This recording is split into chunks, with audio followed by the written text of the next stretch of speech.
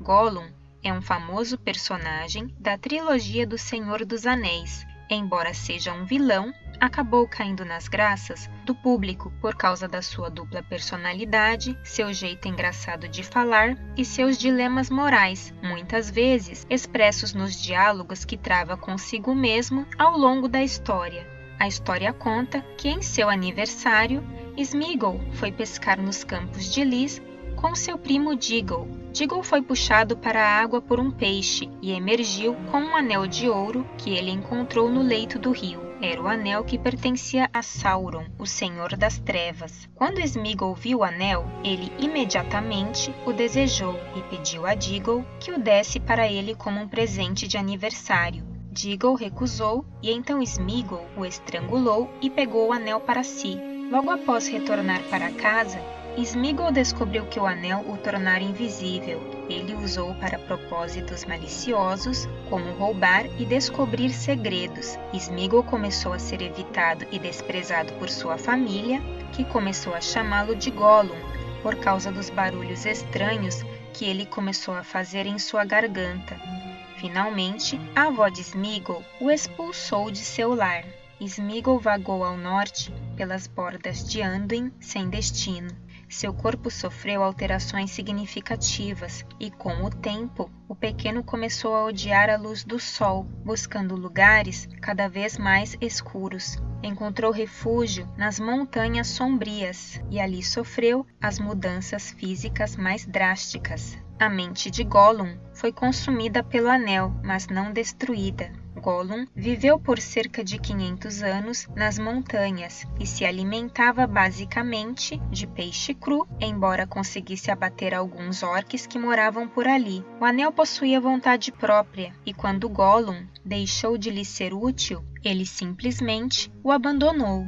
O anel tinha um poder maligno sobre a personalidade de Gollum, assim como a carne tem um poder maligno sobre a vontade do homem. E é por isso que esse personagem simboliza muito bem aquilo que o apóstolo Paulo fala no livro de Gálatas sobre a luta da carne contra o espírito, pois a carne deseja o que é contrário ao espírito, e o espírito o que é contrário à carne. Eles estão em conflito um com o outro, de modo que vocês não fazem o que desejam.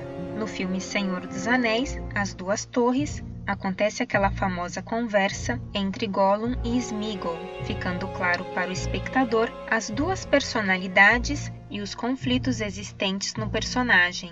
Gollum, ávido pelo precioso, começa a insultar a honra dos hobbits, chamando-os de malvados, mentirosos e falsos. Sméagol tenta argumentar que o mestre é diferente, que ele é seu amigo. Gollum rebate dizendo que ele não tinha amigos e que ninguém gostava dele. Seu contra-ataque agora é contra a honra do próprio Sméagol, dizendo que ele é mentiroso, ladrão e assassino. É assim que a natureza carnal do homem atua, gerando mentiras, controvérsias e enganos. A carne vai atuar até o ponto de corromper o espírito humano e, para isso, pode até manipular os pensamentos sobre si e sobre os outros. Por isso, vivemos um ambiente tão cheio de conflitos, porque andamos a maior parte do tempo guiados pela carne. O apóstolo Paulo aconselha a fazermos justamente o contrário, sermos guiados pelo Espírito. Por isso digo, vivam pelo Espírito e de modo nenhum satisfarão os desejos da carne. Neste mesmo diálogo, embora Sméagol tenha sido abalado pelas palavras de Gollum, resolve mandá-lo embora. É inútil discutir com a natureza carnal, sempre perderemos a batalha. Sendo assim, Sméagol resolve expulsá-lo. Após mandá-lo embora por diversas vezes, ele some, deixando então prevalecer a parte boa do personagem.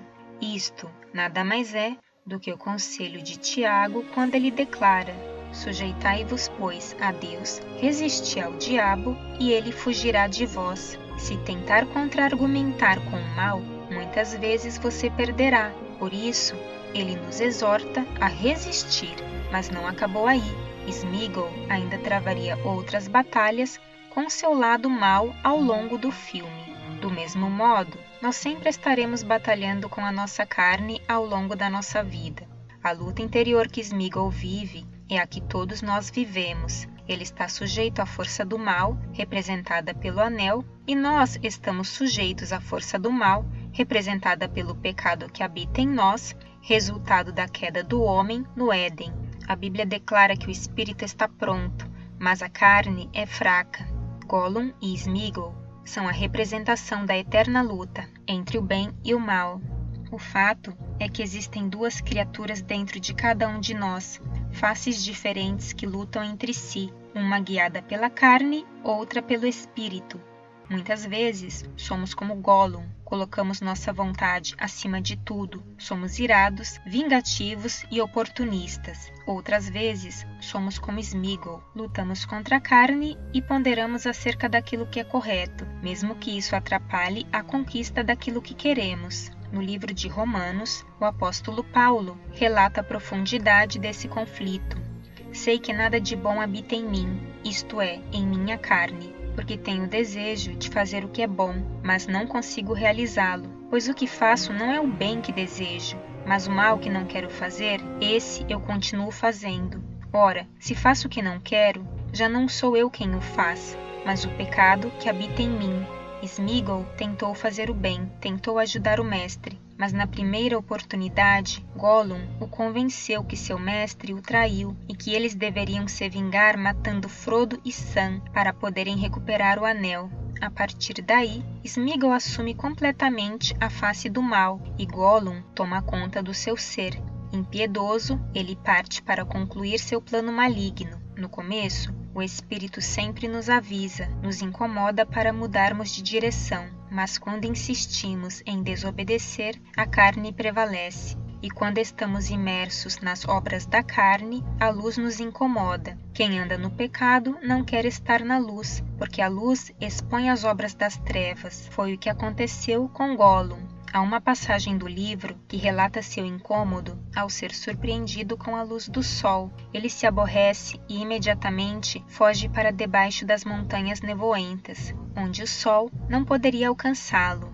No livro de João está escrito que todo aquele que faz o mal odeia a luz e não vem para a luz para que as suas obras não sejam reprovadas.